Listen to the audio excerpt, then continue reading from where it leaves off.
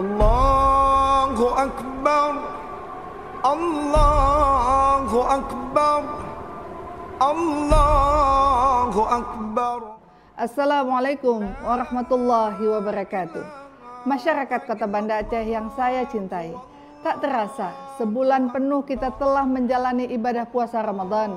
Kini dengan hati yang bersih dan penuh syukur, kita menyambut Hari Raya Idul Fitri. Saya, Iliza Sangadudin Jamal, Wali Kota Banda Aceh, mengucapkan selamat Hari Raya Idul Fitri 1446 Hijriah.